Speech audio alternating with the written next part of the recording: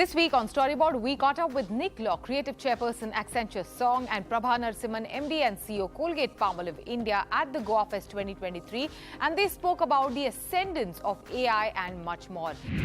And Yes Bank unveiled its refreshed brand identity. The bank's new identity is designed to resonate with the evolving needs and aspirations of the customers. We're catching up with Nipun Kaushal, Chief Marketing Officer and Head CSR, Yes Bank, to find out more. Hello and welcome to Storyboard. I'm Shabani Gharat. At Goa Fest 2023, Storyboard 18 team caught up with leading voices in business and brandscape. Among them was Nick Law. Storyboard 18's Delshad Irani spoke exclusively with Nick, who's the global creative chairperson of Accenture Song, a creative tech-powered organization that closed out FY22 with $16 billion in revenue. Check Nick's views on Accenture's plans, India, creativity, artificial intelligence, and much more.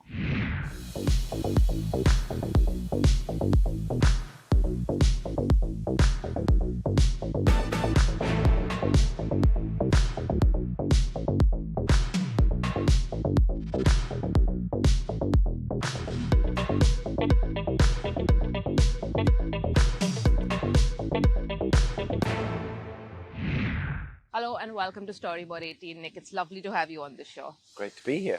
So straight off the bat, Nick, tell me, what is your agenda for India as part of Accenture Song? Why? I mean, I don't know if it's maybe a bit of interest, or is it that Accenture is bullish on India now?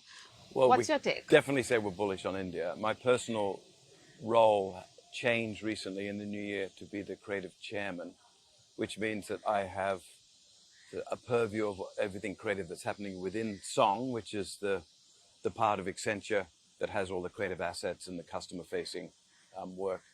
But also, connect back with Big Accenture, which obviously is a huge, big tech business operations machine. So I and as part of that, because India is such an important part of Accenture, is to come here, meet the people, and see what's going on with the creative parts of Song. So, of course, Accenture Song, previously known as Accenture Interactive, billion-dollar global company. Over the last 10 years, for instance, it has acquired maybe over 40 companies into its fold. So what is your acquisition strategy? Do you have something in mind for India? I know there was recently an acquisition in Indonesia, if I'm not mistaken. So, I mean, do you have your eyes set on any assets here? I will say that just generally, a lot of the acquisitions that happened for Accenture Interactive happened obviously before I started. And they fall into two categories from an agency point of view. One is design, right, and all of the sort of related versions of digital product and commerce and all experience stuff, and then more the advertising and marketing. So that's a sort of span of creative assets that we look at. And obviously, for an acquisition to be worthwhile, it needs to be strategic and connect back into the larger sort of connected offering that we have. So that's a really important part. And, I'm going to talk today about in the end, creativity is about combinations and connecting different things. And we have a lot of pieces to connect at Accenture, which gives us our superpower. Something that I've observed, sort of over the last 10 years, while India as a market has gained significant creative clout, it is also in a way becoming a back end for agencies, networks, for marketing services companies, everything from software development to, cheap and fast content creation.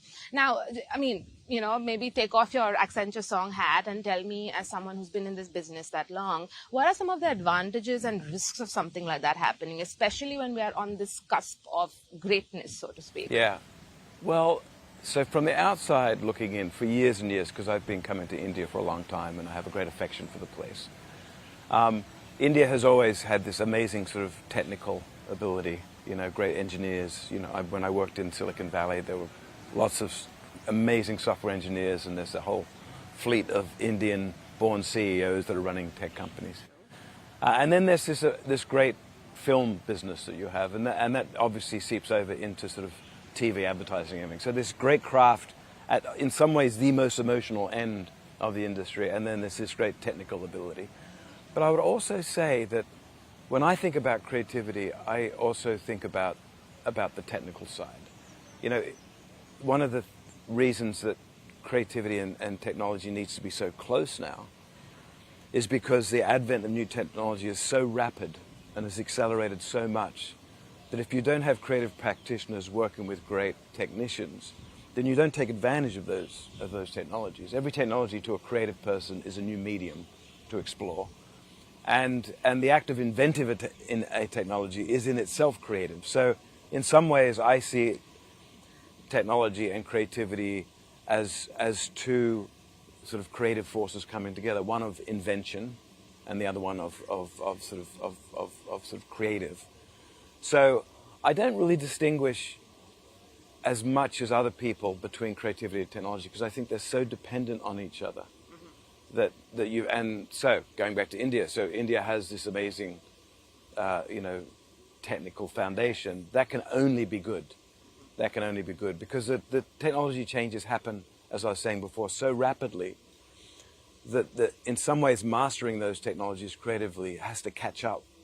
And if you don't have creative people and technologists working together, then you're going to get left behind, which we've seen happen, in the past, over and over again. Yeah. And I'm glad you mentioned technology, of course, and AI.